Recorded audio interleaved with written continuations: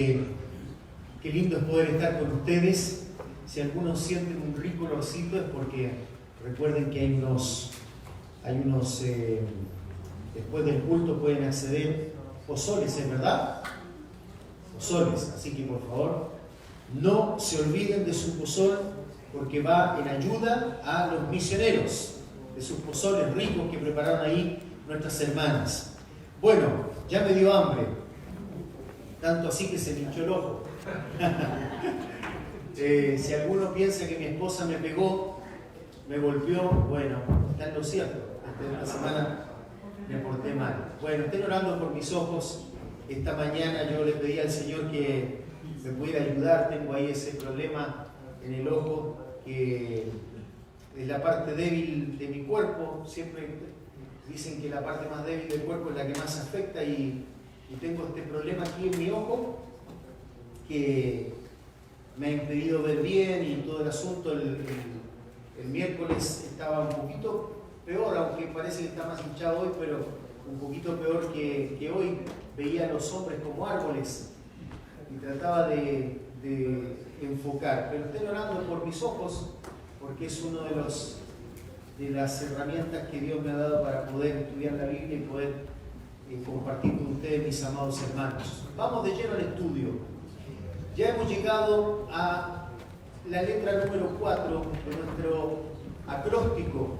Recuerden que estamos estudiando lo que tiene que ver con el compromiso y hemos tomado la palabra compromiso como un acróstico para entender claramente qué significa la palabra compromiso. ¿Qué implica esa palabra? Compromiso. Y mis amados hermanos, lo primero que debemos entender cuando pensamos en compromiso es que el compromiso no es un beneficio, aunque lo es, particularmente para la iglesia. Esta mañana estábamos orando con los hermanos que están de alguna manera encargados con distintos ministerios. Estábamos orando por cada uno de ustedes, deseando que Dios pueda obrar grandemente en sus corazones.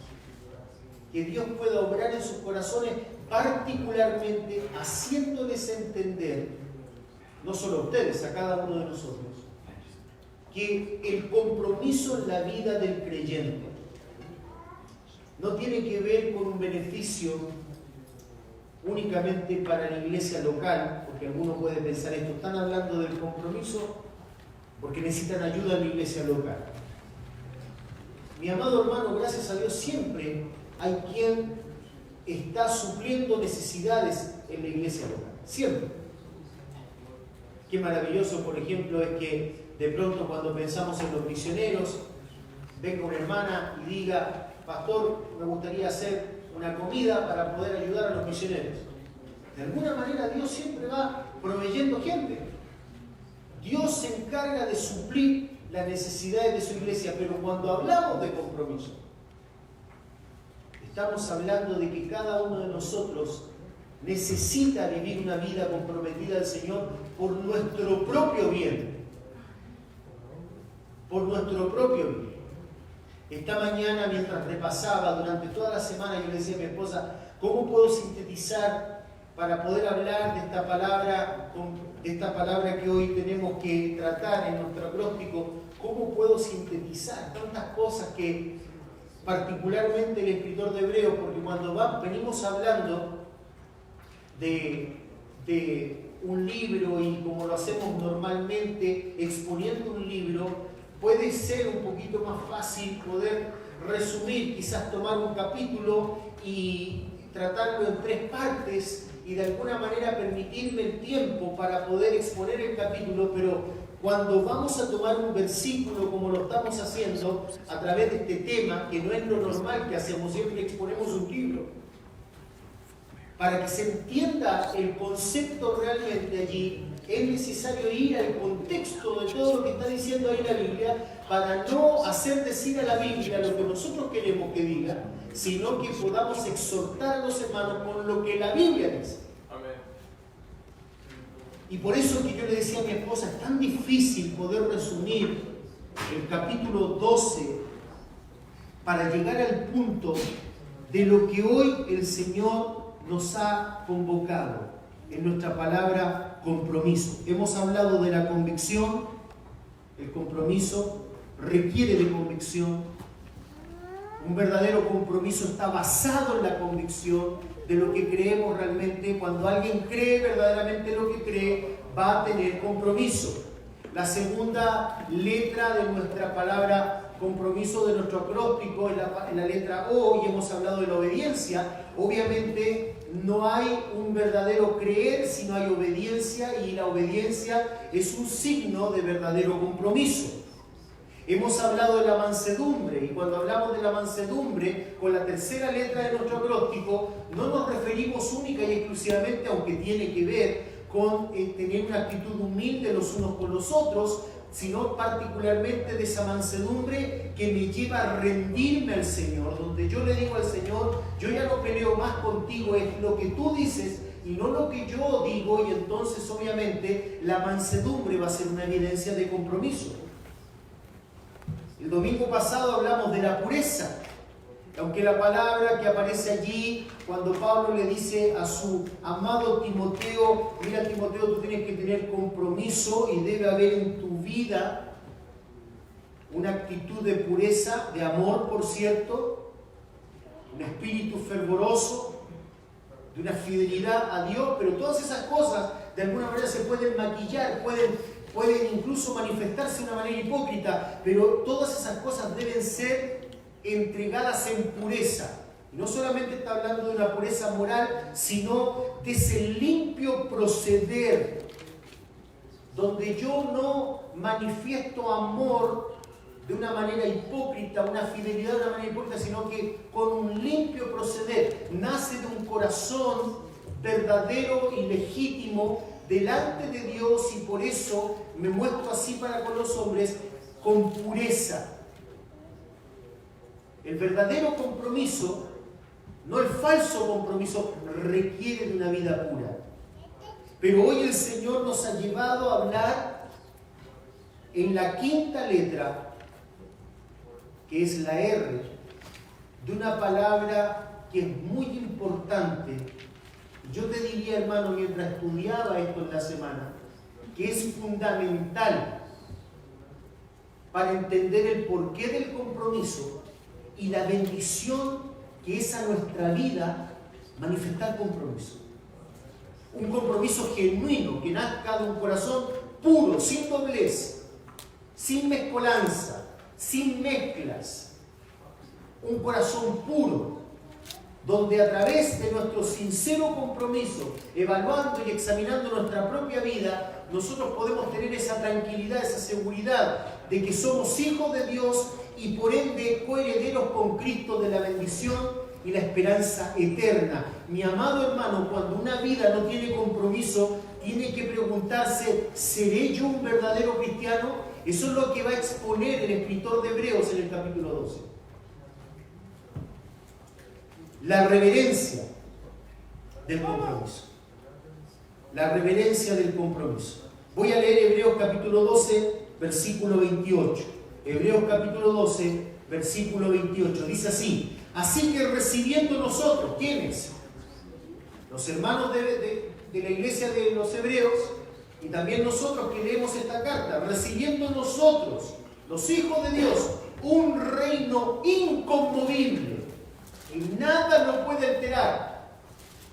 Tengamos gratitud, dice el escritor de Hebreos, y mediante ella, es decir, mediante esa gratitud que nace de un corazón, volviendo al estudio del domingo pasado, de un corazón puro, sincero, de una fe sincera delante de Dios, que se manifiesta en amor, en entusiasmo para con Dios, fidelidad para con Dios y su palabra, y mediante ella sirvamos a Dios agradándole con temor y reverencia.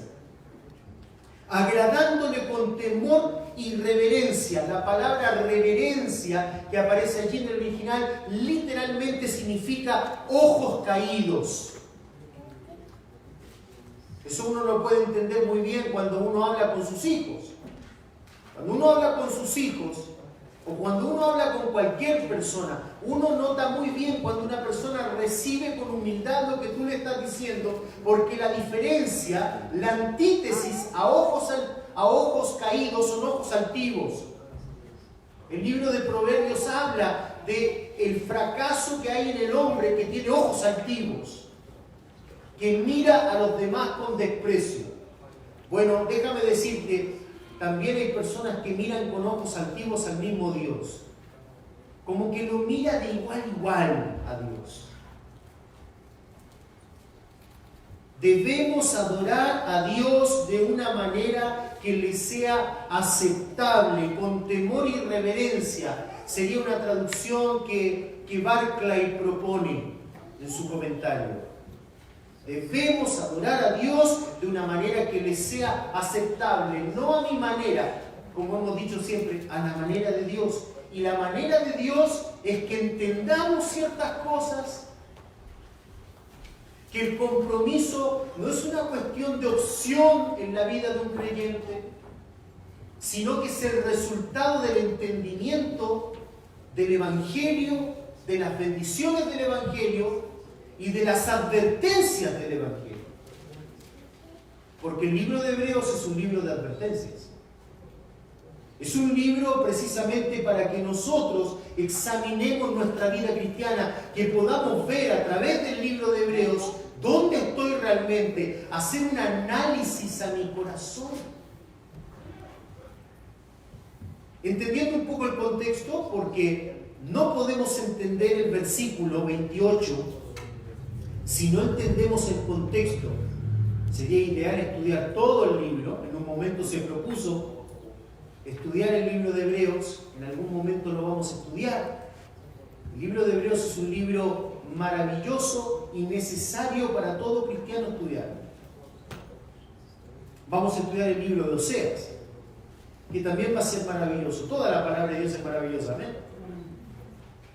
¿Cómo quisiéramos tener el tiempo, la capacidad para estudiarla toda así rápido y volver a estudiarla? Porque nunca es inagotable el estudio de la Biblia. Un día leemos un texto, sacamos algo de provecho, al otro día volvemos a sacar provecho. Es inagotable los provechos de la bendita palabra de Dios. ¿Amén? Un poco de contexto para entender en parte. No vamos a entenderlo totalmente en una hora, pero en parte, ¿por qué el escritor del libro de Hebreos llega a esta conclusión donde nos dice debemos adorar a Dios de una manera que le sea aceptable, con temor reverente? Bueno, el escritor sagrado ha llegado a la conclusión ya del libro. El capítulo siguiente va a ser básicamente unas últimas palabras, pero la conclusión particularmente del libro de Hebreos llega en el capítulo 12. Después de que él ha ido hablando de diferentes aspectos y temas que tienen que ver con creyentes que están sufriendo persecución, que de alguna manera reciben el desprecio de otros judíos, eran hebreos, por eso dice el libro de Hebreos, es decir, eran judíos que habían llegado al Evangelio y por ende recibían el desprecio de otros judíos que no creían en el Evangelio, sino que querían continuar en su religión judía. Religión que ya no tenía ningún sentido de existir, porque ya Cristo, el Cordero perfecto y que quita el pecado una vez y para siempre, ya había venido. Por lo tanto, el culto de los judíos estaba totalmente obsoleto, ya no tenía sentido. Y en ese contexto el escritor sagrado ha llegado a una conclusión, hace referencia al gozo, a la superioridad del nuevo pacto, el nuevo pacto en la sangre de Cristo, que va en antítesis al antiguo pacto. El antiguo pacto fue conmovible, el nuevo pacto es inconmovible. No hay otro plan más. Hemos llegado al fin de los tiempos. Luego de una serie de advertencias, porque el libro de Hebreos tiene particularmente un hilo conductual que son una serie de advertencias, es decir, el escritor le va advirtiendo a la congregación que pueda observar con mucho cuidado, porque no nos olvidemos nunca que ancho es el camino, espacioso es el camino que lleva a la perdición, pero angosto el que nos lleva a la presencia del Señor. Eso no significa que la salvación es por obra. Jamás, nunca la salvación ha sido por obra. No hay ningún hombre que pueda impresionar a Dios. La salvación siempre ha sido por gracia, por medio de la fe. Pero no todos entienden la fe. No todos comprenden eso. Y hay una serie de advertencias en el libro de Hebreos que debemos nosotros considerar, examinarnos, no sea que después nos demos cuenta de que creíamos que pertenecíamos a los primogénitos de Dios. Y nunca fue así. No que llegue el día donde digamos, Señor, Señor, en tu nombre hicimos esto, y Él nos diga, apartados de mí, no os conozco, hacedores de maldad. El escritor de Hebreos va a dar una serie de advertencias, particularmente a prestar oídos a Dios, a escuchar a Dios. Ese es el gran problema de los hombres en el día de hoy, que no prestan atención a Dios. No prestan atención. A veces nosotros estamos en el culto, pero a la vez no estamos. Tenemos la capacidad de oír, pero no de escuchar con atención. Y el escritor nos advierte durante toda la carta a prestar oídos a Dios. Dice Simón Kistemaker, un gran expositor bíblico, comentando esto, dice lo siguiente: a lo largo de esta epístola, la advertencia en contra de hacer oídos sordos a Dios ha sonado claramente en los oídos de los destinatarios. Ha sonado claramente en los oídos de los destinatarios. Él lo que está haciendo es hacernos entender que aunque ciertas cosas se puedan decir claramente, paradójicamente algunos no las quieren escuchar y las ven como intrascendentes, que no trascienden, que no son importantes. Por ejemplo, en la advertencia directa, ya comenzando el libro en el capítulo 3, versículo 12, donde dice, mirad, hermanos. Por cierto que la exhortación es particular, es decir, para cada uno de nosotros, pero es congregacional también, es decir, todos nosotros debemos observarnos mutuamente, observarnos a nosotros, mirar a nuestro alrededor, animar, alentarnos, lo va a decir en el capítulo 12, que debemos tener una actitud de aliento entre nosotros, debemos mirar atentamente a cada uno de nosotros, mirad, hermanos, observad en vuestra vida, observad en la vida de los demás, animad a los demás, animaos mutuamente. Mirad, hermanos, que no haya en ninguno de vosotros corazón malo de incredulidad para apartarse del Dios vivo. Cuando una persona se aparta de Dios, es porque nunca fue creyente. Mirad, dice, observad, prestad atención. No es venir a la iglesia y sentarte y escuchar y de pronto quedarte dormido y de pronto mirar en el Facebook a ver quién te puso like, o de pronto decir, bueno, si no escucho ahora, después veo en el YouTube lo que no alcancé a escuchar. No, nosotros venimos aquí a la congregación para prestar mucha atención. En todos los cultos que se hacen en la iglesia tiene el propósito de prestar mucha atención, y yo necesito tener un compromiso con Dios para poder observar mi vida cristiana, la vida de quienes me rodean, ser una bendición para los que me rodean, porque es una salvación tan grande la que nosotros tenemos. ¿Cómo escaparemos, dice el escritor de Hebreos, si descuidamos una salvación tan grande? Esta amonestación ha sido repetida ya en diversas formas en la carta. Cada vez demanda que los lectores presten mucha atención. ¿Qué tan importantes son las palabras finales del escritor sagrado? Muy importantes. El versículo 28, donde dice: así que recibiendo nosotros un reino inconmovible, tengamos gratitud y mediante ella, esa gratitud, sirvamos a Dios agradándole, de una manera aceptable, con temor y reverencia. Es tremendamente importante eso. El temor y la reverencia, nos va a decir el escritor, es una evidencia de que verdaderamente has entendido esta salvación tan grande. Repito eso. El temor y la reverencia es el entendimiento de que yo verdaderamente, valga la redundancia, he entendido esta salvación tan grande. Si yo lo entiendo, el temor y la reverencia que debo tener a Dios, hay cierto cuestionamiento si es que verdaderamente yo estoy en la fe. Esto es muy delicado, hermanos.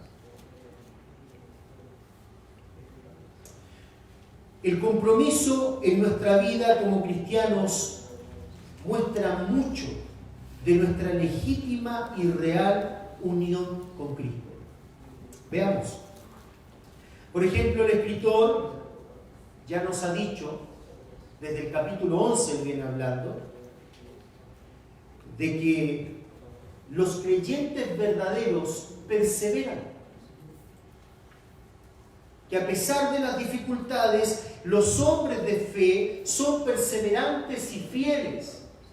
A pesar de las situaciones adversas que viven, el autor lo define ya en el capítulo 11, versículo 38, que ese tipo de hombres que son fieles y perseverantes a pesar de las situaciones difíciles, son hombres de los cuales este mundo no era digno. Este mundo perverso, lleno de maldad, no es digno de hombres así. Hombres que perseveran, hombres que abandonan los deleites de este mundo, que no les interesan los deleites de este mundo, que van en busca de peces espirituales, como cuando el Señor le dice a sus discípulos: vosotros seréis pescadores de hombres, que están interesados en, de alguna manera, ser una bendición para los demás, comunicar amor a los demás, ser leales a Dios y a su palabra, ser luz en este mundo, ser sal en este mundo. ¿Sabes? Este mundo no es digno de hombres así.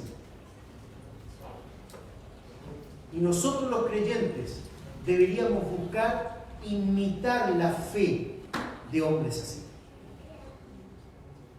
Estos fueron hombres grandiosos, tan grandiosos, que por ejemplo allí en Hebreos capítulo 11, en el versículo 33 dice lo siguiente: que por fe conquistaron reinos, hicieron justicia, alcanzaron promesas, taparon bocas de leones, apagaron fuegos impetuosos, evitaron filos de espada, sacaron fuerza de debilidad, se hicieron fuertes en batalla, pusieron en fuga ejércitos extranjeros. Versículo 35 del capítulo 11: las mujeres recibieron sus muertos mediante resurrección, como la viuda de Sarepta. Estamos mirando la vida de Elías en estos días.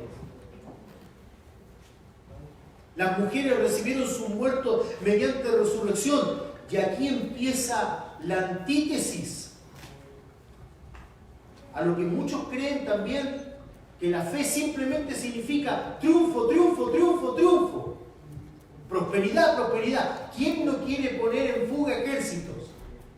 ¿Quién no quiere recibir muertos en resurrección? ¿Quién no quiere disfrutar de todos estos milagros y portentos de la fe? Pero la fe también significa, versículo 35 en la segunda parte: mas otros fueron atormentados. Mas otros fueron atormentados. El escritor en el capítulo 11 está preparando la mente de los oyentes para la conclusión.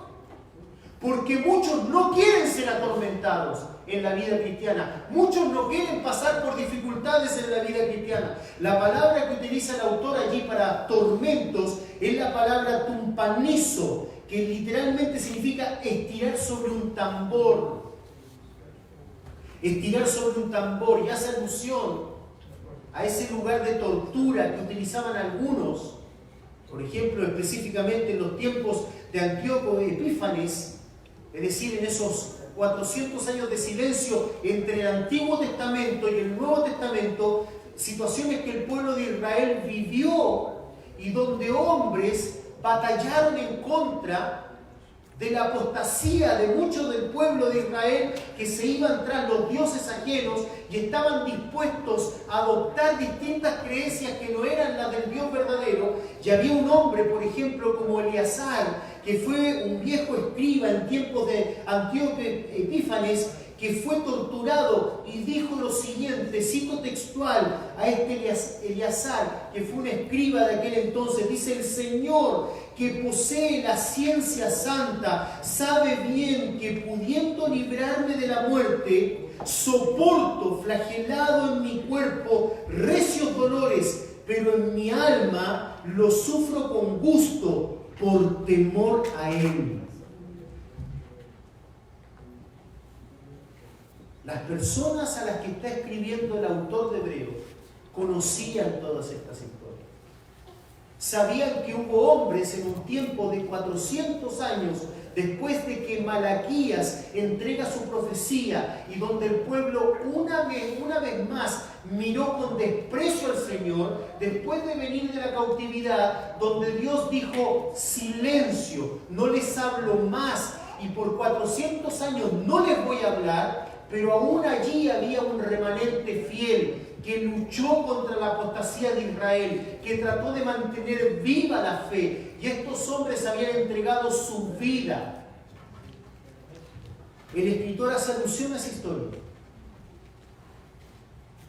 Esa historia la vemos en Macabeo, por ejemplo. No es que estamos diciendo que en Macabeo es un libro inspirado, pero de alguna manera en Macabeo podemos ver la historia de Israel en ese tiempo.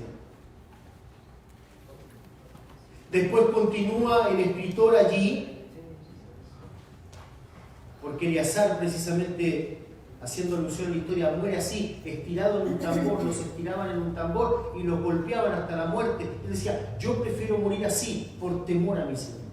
Y después dice: no aceptaron el rescate a fin de obtener mejor resurrección. Otros experimentaron vituperios y azotes, y además de esto, prisiones y cárceles, fueron apedreados, aserrados, puestos a prueba, muertos a filo de espada, anduvieron de acá para allá, cubiertos de pieles de ovejas y de cabras, pobres, angustiados, maltratados, de los cuales el mundo no era digno.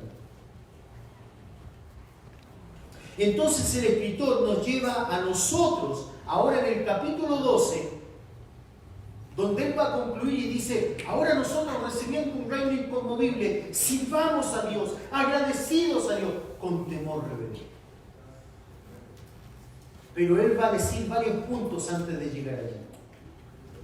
El escritor nos va a decir, por ejemplo, que nosotros también hemos comenzado a correr nuestra propia carrera.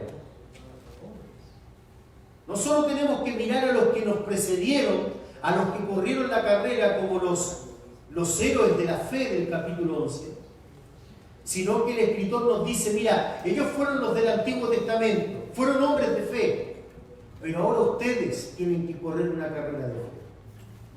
No es que simplemente nosotros tenemos que gloriarnos en las luchas que ellos tuvieron. Nosotros también tenemos lucha, nosotros también tenemos una carrera. Dice Hebreos capítulo 12, versículo 1: por tanto, nosotros también. ¿Quiénes son ellos? ¿Quiénes son los nosotros también? Nosotros. Nosotros también, teniendo en derredor nuestra tan grande nube de testigos, estos hombres que nos precedieron, que como en los juegos griegos, los que corrían primero, una vez que corrían, se ponían también en las gradas para mirar los que venían corriendo después, para animarlos.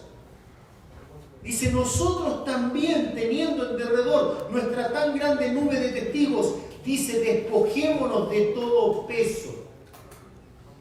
Está haciendo alusión a las carreras griegas que había en aquel entonces, donde los corredores griegos tenían una disciplina. Ellos hacían dieta, corrían las carreras desnudos y sus cuerpos eran esbeltos porque eran hombres que procuraban, vivían toda una disciplina para poder correr esas grandes maratones. Esos hombres no tenían grasa en su cuerpo, como lamentablemente muchos de nosotros.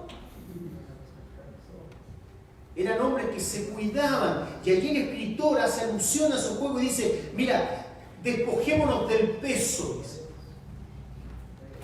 No solamente como los atletas se despojaban también de sus vestidos para que nadie obstaculizara la carrera, se despojaban de sus vestidos, corrían de todo, pero también de la gordura, de la masa. Literalmente esa palabra significa gordura, masa. Y del pecado que nos asedia. Es decir, el escritor dice, el pecado es como esos enemigos que asedian la ciudad, como ese león que está acechando. Tengamos cuidado y corramos con paciencia, soportando, dice, la carrera que tenemos por delante. La única manera de correr esta carrera, dice el escritor en el versículo 2, es poniendo nuestros ojos ¿en quién? En Cristo, en Jesús. Un corredor no puede jamás voltear a ver lo que pasa atrás. Se puede tropezar. El corredor debe poner su mirada en el frente, en la meta. Nuestra meta es Jesús. Nuestra meta es parecernos a Él, puestos los ojos en Jesús. No como Pedro, que en el momento de la tormenta quitó la mirada de Jesús y comenzó a hundirse. Nuestra meta es Jesús. Nuestro norte es Jesús. Nosotros queremos ser como Jesús, el ejemplo perfecto de la fe, el cual por el gozo puesto delante de Él sufrió la cruz. Ahí el autor nos está diciendo algo. Nuestro gran ejemplo sufrió. Nosotros también sufriremos. El escritor nos anima que en la vida cristiana las dificultades son una forma en que Dios trabaja, purifica nuestras vidas. Eso no debería desanimarnos, dice el escritor. Por eso en el versículo 4 del capítulo 12, Él dirá, porque aún no habéis resistido hasta la sangre combatiendo contra el pecado, como lo hizo Cristo muriendo en la cruz.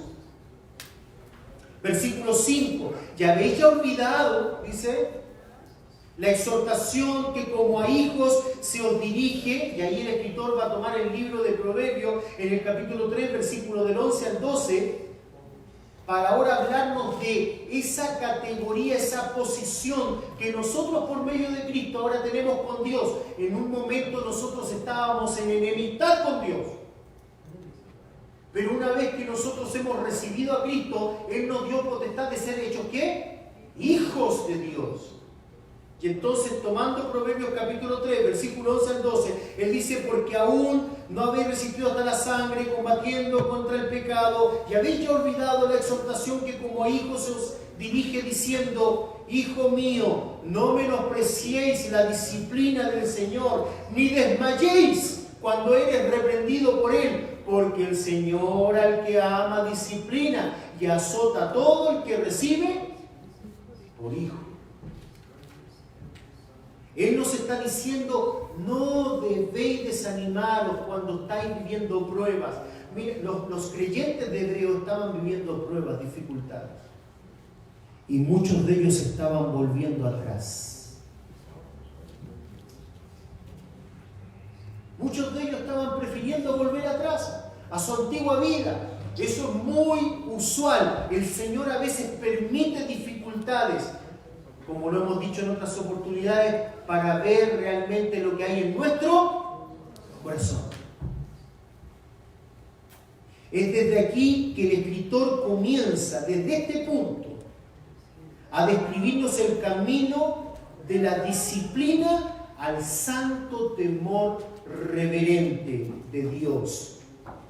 Desde este punto, el escritor nos va a llevar a la conclusión de que debemos servir a Dios con temor y reverencia, que la evidencia de un creyente verdadero, que es un hijo de Dios, que no se aparta, que permanece firme con un temor reverente, sirve al Señor comprometido.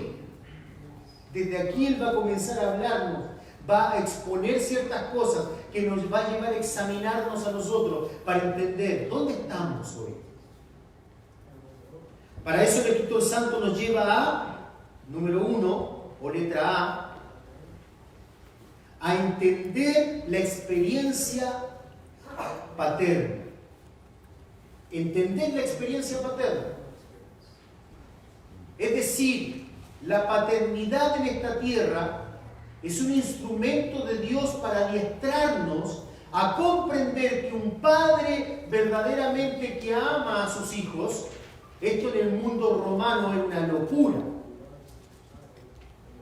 Porque los padres, particularmente, podían hacer lo que querían con sus hijos. Un padre romano podía golpear hasta la muerte a sus hijos.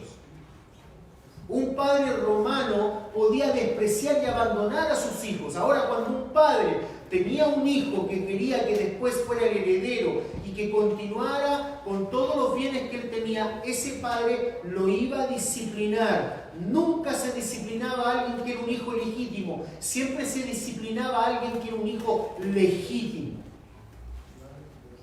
Pero el escritor de Hebreos arroja algo que tiene que ver más con un concepto judío. El amor de un padre hacia un hijo. El cuidado de un padre hacia un hijo. Y por ende la disciplina que acompaña a un padre que ama. Nuestros padres, dice en el versículo 9, haciéndonos entender las experiencias paternas que cada uno de nosotros hemos tenido, al menos de los que hemos vivido en la naturalidad de la vida, porque sé que hay muchos padres que naturalmente no aman a sus hijos, lamentablemente, es parte de la caída. Pero él dice en el versículo 9, por otra parte, tuvimos a nuestros padres terrenales que nos disciplinaban y los venerábamos, les respetábamos, porque no obedeceremos mucho mejor al Padre de los Espíritus y viviremos. ¿Nota lo que está diciendo allí? Hay una cuestión de vida o muerte. Cuando se trata de Dios, es una cuestión de vida o muerte. Quizás un hijo puede haber tenido un padre que no lo amaba y que no había ningún tipo de disciplina ni muestra de amor, pero ¿sabes qué? Al fin y al cabo, no es tan trascendente como la relación que tenemos con Dios. La relación que tenemos con Dios, el Padre de los Espíritus, es trascendente. Es una cuestión de vida o de ¿qué? O de muerte. De vida eterna o muerte eterna. Entonces ahora, rápidamente pasamos al segundo punto, a la letra B. Porque también el escritor entonces nos lleva a entender, habiendo entendido cómo funciona un hogar, nos lleva a entender las expectativas del Padre Celestial con sus hijos. Y va a decir en el versículo 10, y aquellos, es decir, nuestros padres terrenales, aquellos ciertamente por pocos días nos disciplinaban como a ellos les parecía. Algunos nos dejan sin Xbox, otros nos dejan sin ver televisión. Ahí está el Xbox, se prendió. Otros nos dejan sin teléfono. Otros nos dan allí, en eso que creó el Señor, blandito, que no se quiebra, unas cuantas paletitas por ahí. Otros sufríamos el rigor de la chancleta. Qué puntería que tenían las mamás, ¿no? ¿Verdad? ¿Quién fue de alguna manera afectado por una chancleta voladora? Ahí veo unas manos por ahí. Qué increíble, ¿no? Yo sufrí eso. Cuando uno veía que la mamá se sacaba la chancleta y corría uno, ¿verdad? Y trataba de evadir la chancleta metiéndose al otro cuarto, pero la chancleta era como un boomerang. ¡Bum! Y te pegaba justo aquí, ¿verdad? Ellos nos disciplinaban como a ellos les parecía. Pero en el caso de Dios, nuestro Dios, para lo que nos es provechoso, lo que traerá fruto, para que participemos, dice la palabra de Dios, de su santidad. Dios está preparándonos y nos disciplina para que podamos experimentar en nuestra vida lo que Él es. Él es un Dios santo. Sed santos porque Él es santo.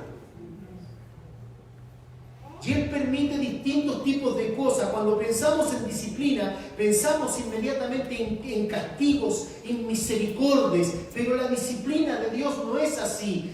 Pero la idea aquí es la educación, la purificación. Por cierto que muchas veces la disciplina es dolorosa, pero Dios no nos disciplina porque Él es inmisericordia. Todo lo contrario, Dios nos disciplina porque Él tiene misericordia de nosotros.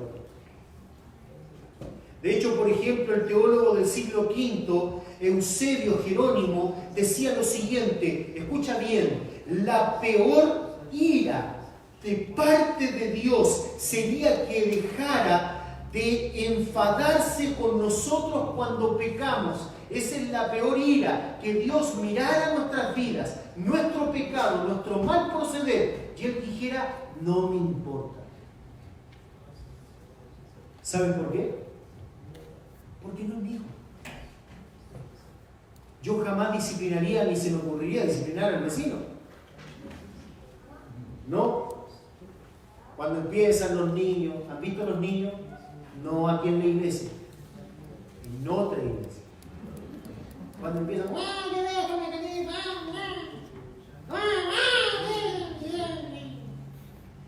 y entonces todos nosotros decimos, ¿qué niño más mal criado?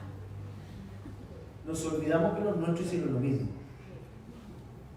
Cuando nuestros niños hacen algo, ¡ay, qué lindo! Cuando otros lo hacen, son malcriados. No, mi hermano, nosotros jamás disciplinamos a un niño ajeno. A quienes disciplinamos son a nuestros hijos. ¿Por qué? Porque les amamos. ¿Cuánto más nuestro Padre Celestial, que es perfecto, hará todo lo posible para que participemos de qué? De su santidad. De su santidad. Santidad que trae un fruto, porque Dios es perfecto, dice el versículo 11, fruto apacible de justicia a los que en ellas han sido ejercitados, preparados, que han entrado al gimnasio de Dios. Dios está preparando un pueblo santo. De ahí que el escritor dice en el versículo 7, algo muy importante, si soportáis la disciplina, Dios os trata como hijos. Ahí en nuestra Reina Valera, en nuestra preciosa Reina Valera, está como incondicional, pero en el original la frase no es condicional. En el original sonaría algo más así: soportáis las aflicciones porque sabéis que son para disciplina. Es decir, que una persona que verdaderamente es hijo de Dios entiende que cuando está pasando por algo que no le agrada, entiende que cuando Dios lo está reprendiendo por algo que hizo mal, que cuando Dios ha permitido una prueba, él sabe, él descansa, porque sabe que Dios lo ama y lo está poniendo en el gimnasio, porque Dios quiere que él crezca espiritualmente. Solo los que no aman a Dios, los que no han conocido a Dios, se amargan con eso.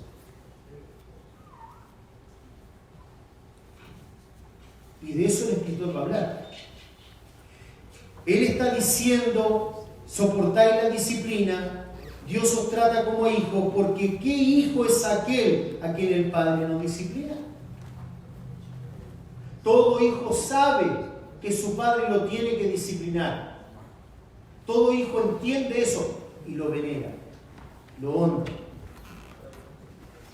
Tercer aspecto de por qué es importante comprender lo que el escritor dice en el capítulo 12 acerca de la reverencia.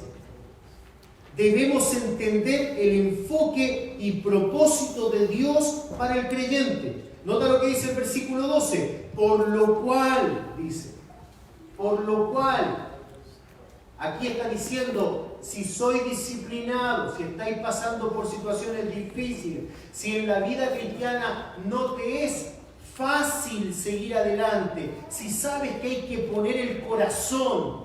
¿Ves? Escúchame un paréntesis acá.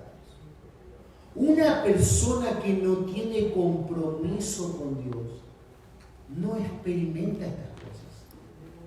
No experimenta estas luchas. Una persona que, mira, viene a la iglesia y después se va y vive una vida light, cosas. No entiende estas cosas, no ve lo importante del compromiso, que el compromiso que me hace ir a un sacrificio para vivir una vida cristiana como Dios demanda que la vivamos. Una persona que está sufriendo en su vida cristiana, que a pesar de que él quiere vivir una vida que agrada a Dios, encuentra en este mundo aflicción, que todo aquel que quiere vivir piadosamente sufre aflicción, que la familia le está poniendo un pressing, que los amigos le están poniendo un pressing, y él quiere seguir adelante porque él ama a Dios. ¿Sabes qué? Una persona que no tiene compromiso no entiende estas cosas. Lo que yo estoy predicando en este momento para él es chino. A no ser que tuviera la Abby acá que entiende chino. Nota, mira, a entender, Él nos lleva a entender el enfoque y propósito de Dios para el creyente. Dice el versículo 12, por lo cual levantad las manos caídas y las rodillas paralizadas. ¿Qué estaba ocurriendo? Que por las pruebas y las dificultades habían algunos que se habían desanimado, no querían seguir adelante. Si sois hijos, dice el escritor, entended que la disciplina es para vuestro bien. ¿Cómo es que estáis entonces con manos caídas y rodillas paralizadas? Dice, y haced sendas derechas para vuestros pies, para que lo cojo no se salga del camino. Mira lo que está diciendo, anímense y animen a otros. Anímense en lo espiritual, cambien sus vidas, actúen de una manera santa, vivan vidas santas, porque mira, escúchame bien, hay otros que los siguen atrás. Y ustedes pueden ser de aquellos que ponen tropiezos en la vida de otros. No hay nada más de tropiezo que creyentes que, como dice el libro de Hebreos, a esta altura deberían ser maestros. Sin embargo, otros dicen y los miran, que los observan y dicen, no puedo entender, no es este un creyente, mira cómo se conduce.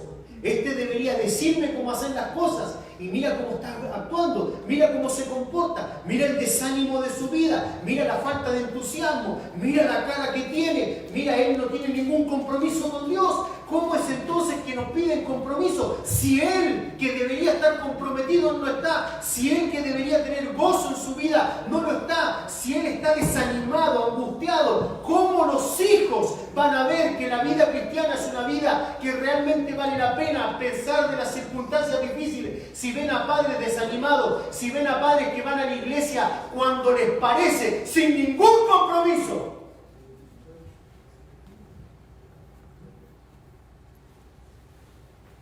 Y haced sendas derechas para vuestros pies, para que lo cojo no se salga del camino, sino que sea sanado. Seguid la paz con todos y la santidad, sin la cual nadie verá al Señor.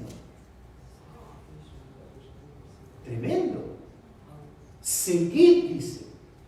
Eso es perseverancia. La palabra en el griego es perseguir, ir detrás.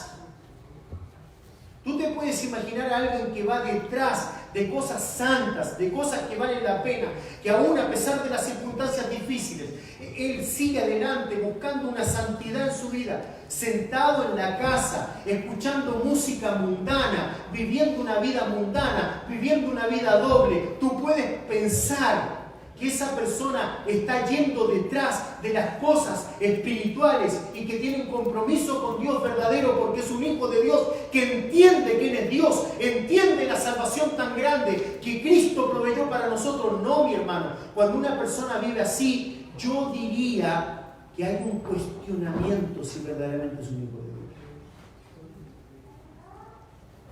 Perseguir, ir detrás. ¿Qué tengo que perseguir? La paz con todos. Es exactamente lo mismo que nos dijo Pablo hablándole a Timoteo la semana pasada. Un creyente con compromiso ama a su prójimo. No ama con amor eros, no ama con amor fileo, con amor storge. Él ama con amor ágape, ese amor que necesita ser meditado, pensado, ese amor que cuesta para que se lleve a cabo porque no tiene que ver con pasiones, tiene que ver con una decisión. Él incluso puede amar a sus enemigos. ¿Hay alguien que, por ejemplo, siente atracción por sus enemigos? Sería ridículo. Esas personas que nos tratan mal, que nos odian, que nos tratan de una manera despectiva, que nos vilipendian, que nos tratan con humillación. Tendría que ser loco una persona que diga, ay, a mí me encanta cuando me tratan mal. ¿No? Pero un creyente puede amar incluso a sus enemigos. Dice, seguir la paz con todos y la santidad. La santidad tiene tres aspectos, mi hermano. Posicional, por un lado. Cuando venimos a Cristo, Dios nos hace santo en posición, porque si no, no seríamos sus hijos, porque nada que es inmundo tiene comunión con Él. ¿Amén? Posicional. Otro aspecto de la santidad es por venir. Es decir, nosotros seremos completamente santos cuando estemos en la presencia de Dios. ¿Amén? Libres del pecado. La santidad a la que se refiere aquí el escritor no puede ser ninguno de esos dos aspectos. Es la santidad que tiene que ver con la práctica, que tiene que ver con la santificación día a día. ¿Te acuerdas lo que dijo el escritor al principio? Puesto los ojos ¿en quién? En Jesús. Yo quiero ser como Él. Y para ser como Él, el Señor me va santificando día a día. El contexto, mi amado hermanos, acá es de judíos conversos que debían ser un ejemplo para los judíos vacilantes que se veían tentados a volver atrás. El desánimo y la falta de compromiso es marcar una senda incorrecta a los demás. Es una falta de entendimiento de la disciplina de Dios y un afán por deleites solo temporales versus los deleites espirituales que los hijos de Dios tendremos por la eternidad. Ningún hijo que verdaderamente entiende su posición en Cristo, que entiende la verdad del Evangelio, que ha comprendido las riquezas y lo que es en Cristo, ningún hijo así va a mirar en este mundo algo verdaderamente apreciable. Por cierto que va a haber una lucha, porque el mundo, la carne y Satanás va a estar constantemente seduciéndonos. Pero déjame decirte algo, un hijo de Dios comprometido vive una vida victoriosa, de lucha por cierto, pero victoriosa sobre el pecado, porque él busca la santidad con Dios.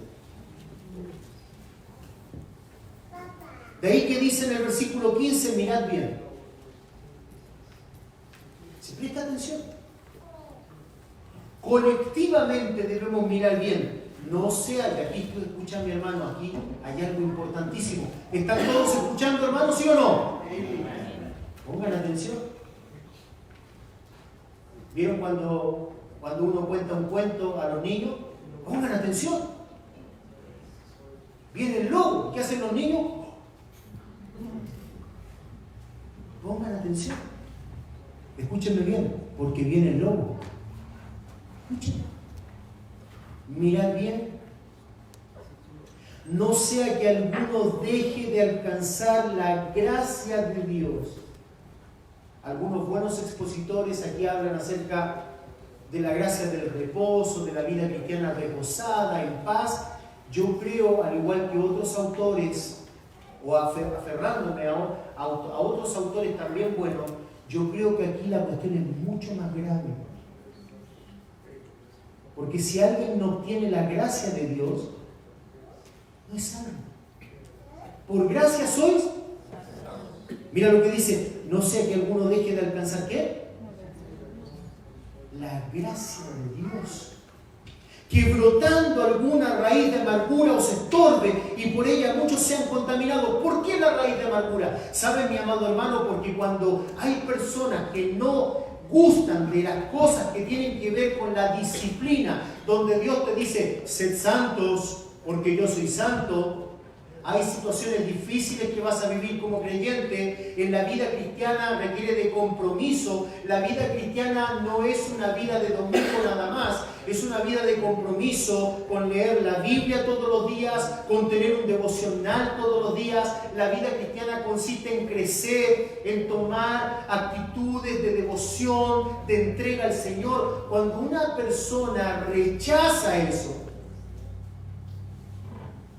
cuando una persona ve que la vida cristiana no es tan fácil como le parecía, que lejos de esos falsos profetas, la vida cristiana no es una cuestión de prosperidad, si bien no hay mayor prosperidad que estar en Dios, amén, una prosperidad superior. Sin embargo, cuando algunos comienzan a ver en la vida cristiana que comienzan a pasar ese tipo de cosas, se comienzan a amargar con Dios. En estos días, un pastor amado, amigo mío, me decía, ora por un matrimonio. Mira, era un matrimonio que estaba sirviendo al Señor. Y sabes, pasaron por una situación difícil y él se amargó con Dios. Se amargó él y ella con Dios.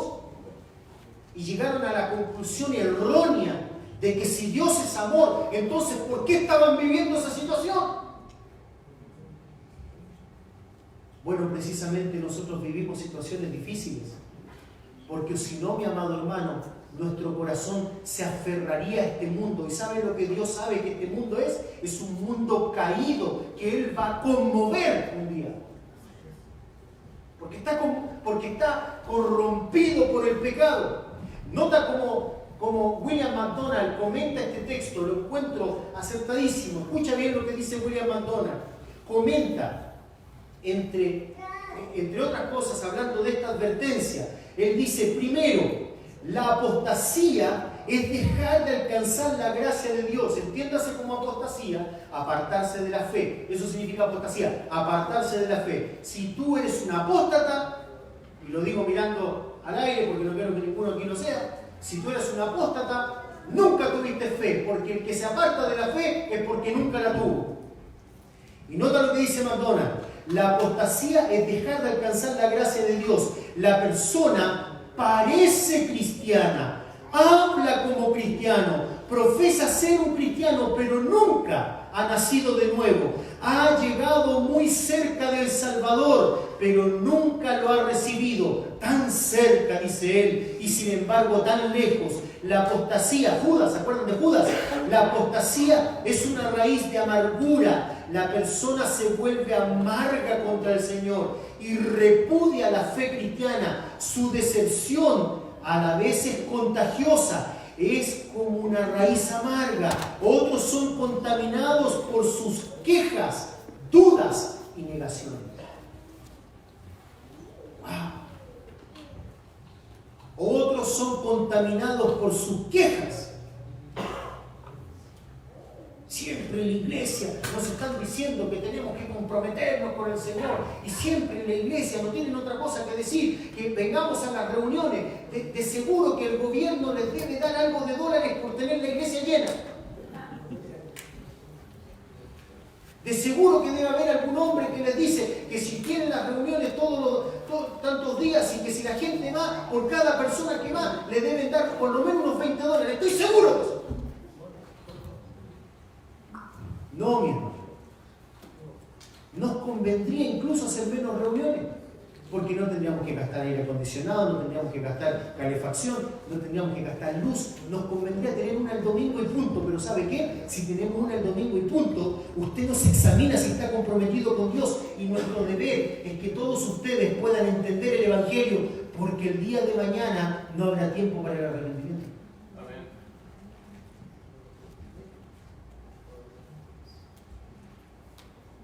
Y hay quejas, y hay dudas, negaciones. Negaciones. No es tan así. No creo que sea tan así. ¿Sabes qué? En el auto van conversando. No es tan así, porque nosotros, yendo el domingo es suficiente, ¿sí? Lee tu Biblia. ¿Sabes cuál es el problema? ¿Sabes por qué tú piensas como piensas? ¿Sabes por qué tú encuentras satisfacción en tu forma de pensar? Porque no lees tu Biblia. Porque el día que leas tu Biblia seriamente, ¿sabes lo que va a hacer el Señor? Te va a traer con cuerdas de amor y te va a decir, compromiso sí o sí. Y tú vas a decir, Señor, me venciste, fui seducido, Señor. ¿Sabes, Señor? Tu seducción fue tan grande. Fui seducido, Señor, perdón. Tu seducción fue tan grande. Yo no pude resistirte más. Yo traté de sufrir eso y no pude. Eso lo dijo Jeremías cuando intentó abandonar la labor que Dios le había dicho. Y dijo Jeremías, por más que intenté no pude. ¿Sabes por qué? Porque entre tú y yo, Dios, hay una relación tan grande que es imposible, Señor. Es imposible. ¿Sabes? Si tú leyeras tu Biblia todos los días, quizás no tendríamos que exhortar, no tendríamos que animar a la iglesia a que tenga compromiso, mi hermano. Estaríamos en otras cosas, estaríamos viendo de qué manera podemos afectar a esta localidad con el Evangelio, porque los hermanos están tan comprometidos que no hay que empujarlos al compromiso. Hebreos 12:16 dice, no sea que haya algún fornicario o profano como Esaú, que por una sola comida vendió su primogenitura. Qué tremendo ejemplo en este momento que hace el escritor. Esaú y Jacob, lo vemos en Génesis 25, 29 al 34, cuando allí llegó entonces Esaú y sintió el olor al plato de lentejas. Y dijo,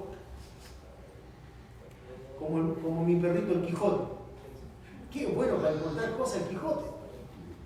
Le compramos una especie así como de bife chiquitito, de steak chiquitos, olor a carne, y lo escondemos al Quijote. Y entonces lo escondemos por alguna parte que él no lo puede ver. Y entonces llega, nosotros decimos, vamos Quijote, como si estuvieran mordiendo a alguno que entra a la casa. Vamos. Porque es una fiera salvaje, tengan cuidado con Quijote. Y empieza Quijote. Empieza a oler y se para en dos patitas y empieza hasta que lo encuentra. Y así llegó Esaú. Llegó cansado y empezó a oler. Un plato de lentejas, un guiso sensual. Y entonces le dice a su hermano Jacob, oye, dame un poco del plato de lentejas. Estoy cansado y tengo hambre. Y si yo te lo doy, pero si me lo vendes o te lo vendo por tu primogenitura. Y entonces Saúl dijo, ¿qué me importa la primogenitura? ¿De qué me sirve? Dámelo, te lo vendo.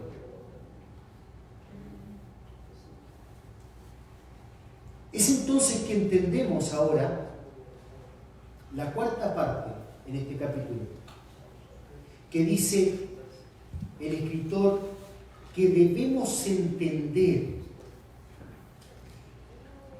la excelencia del nuevo pacto versus el antiguo. ¿Sabes por qué? Porque algunos no entienden que en el nuevo pacto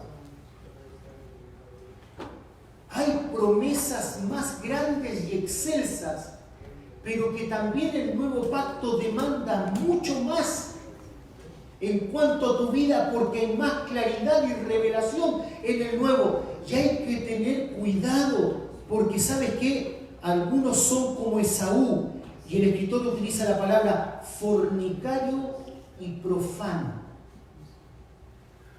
Un fornicario es alguien sensual, que vive para sus sentidos, para el placer. ¿Sabes qué? En la vida cristiana hay muchos, o en la iglesia cristiana hay muchos que viven para el placer y que son profanos. ¿Saben lo que significa alguien profano? Es alguien que mira las cosas espirituales como algo sin importancia.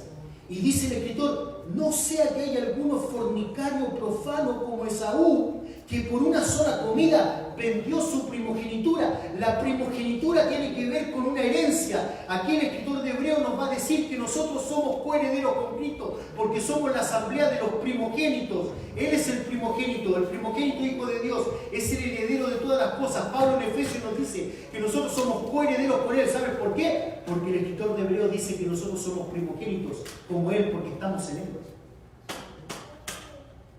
Si alguien desprecia la primogenitura, es porque está despreciando, ¿qué cosa? La herencia de ¿quién? De Dios. Hay algunos que en la vida parecen cristianos, como dice Martín. Pero ¿sabes qué?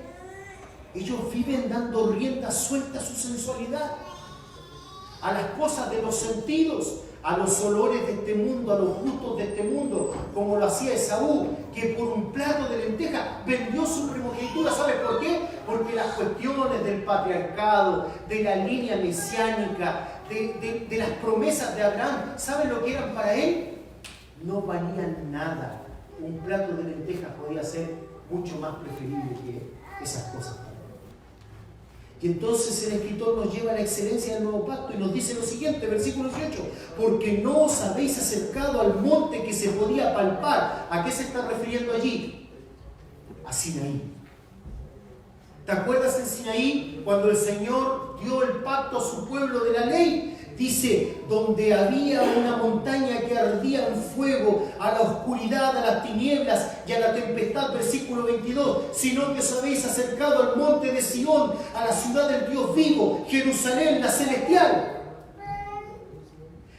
El escritor nos lleva a pensar en dos montes: el Sinaí, donde se introdujo la ley, que era un lugar terrorífico. Tanto así que el pueblo le dijo a Moisés, lo habrán leído en la lectura que hemos tenido en estos días, ¿amén? Amén. ¿Sí o no? ¿Amén? Amén. Algunos no más. ¿Será que a algunos otros no les interesa el gimnasio de Dios? ¿Será que algunos otros son como Esaú, que por un plato de lenteja vendió su primogenitura? ¿Será que a algunos nada más les interesa la importancia de crecer en su fe? ¿Será que a algunos otros no les interesa como Esaú? Pero si algunos están leyendo porque quieren crecer y porque aman a Dios, habrán leído que ese momento fue tan terrorífico, tan terrible, que el pueblo dijo, no podemos soportar los truenos, la bocina. Imagínate, chicos, niños, imagínense ese monte, el monte Sinaí, con truenos, con relámpagos, con una bocina que sonaba estrepitosa.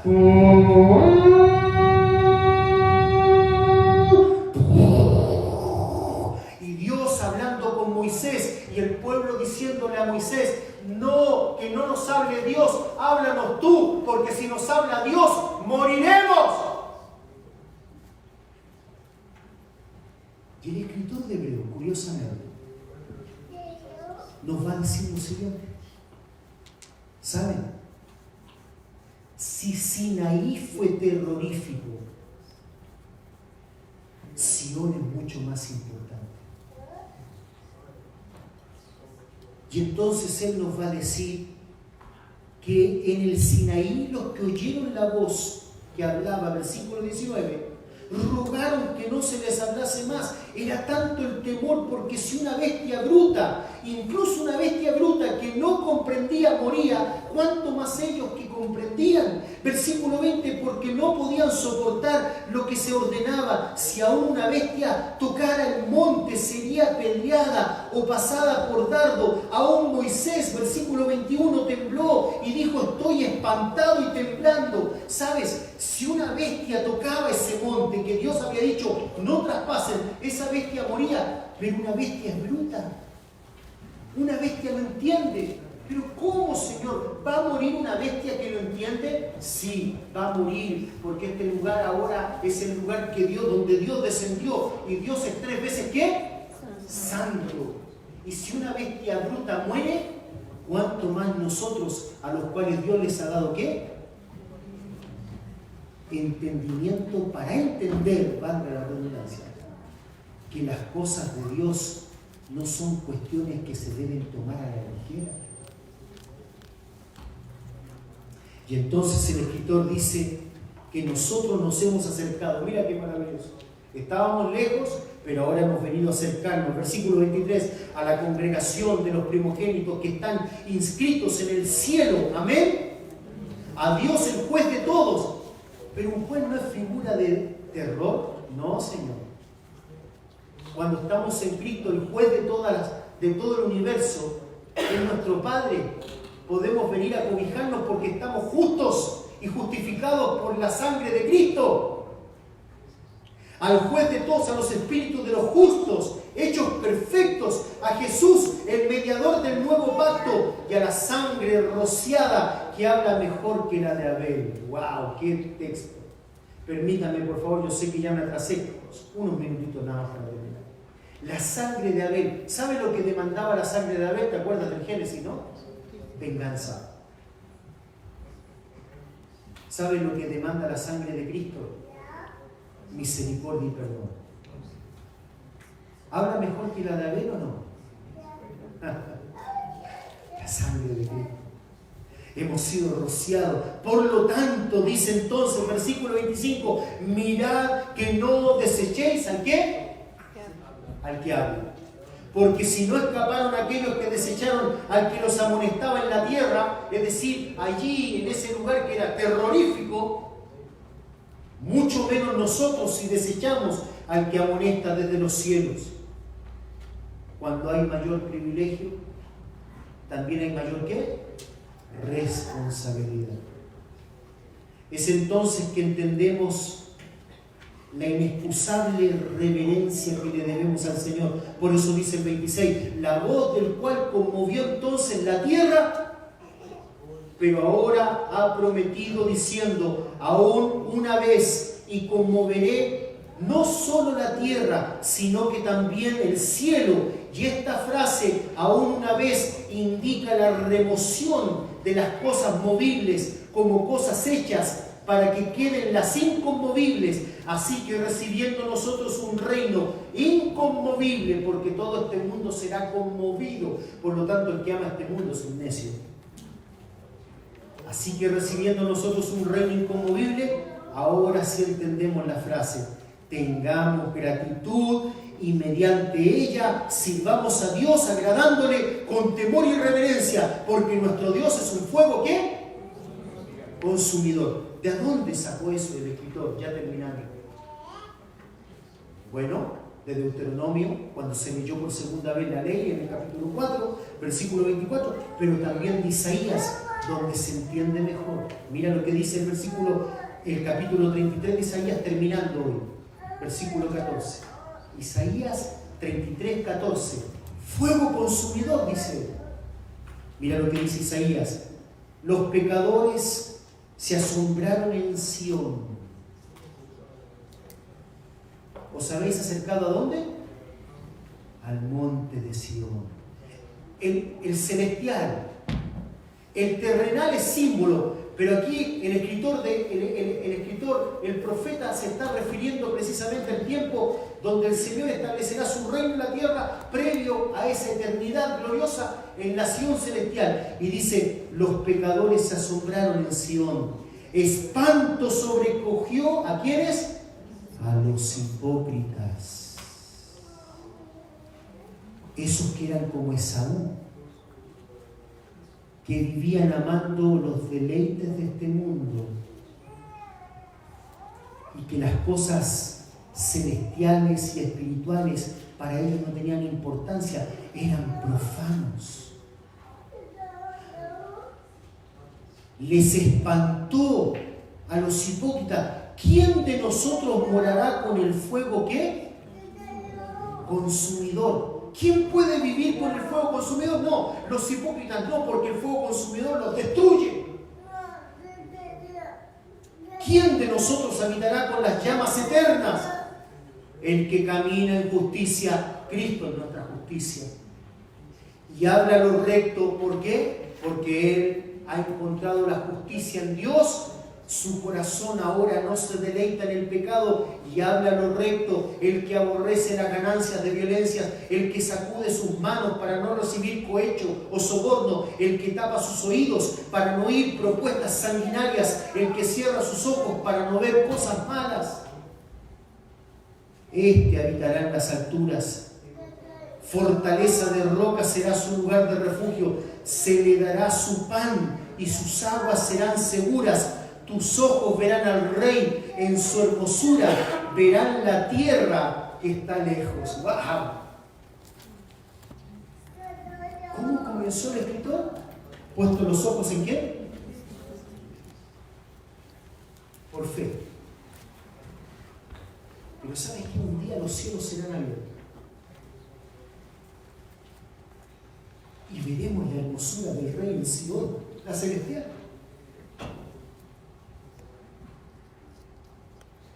Cuando alguien entiende eso, ¿cómo va a vivir en la sensualidad de este mundo?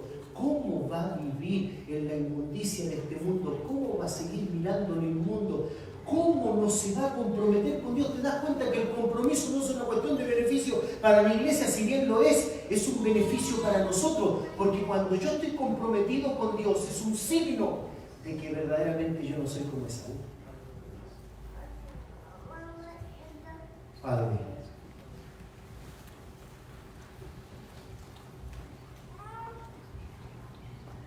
temblorosos venimos delante de ti. Porque el monte de Sinaí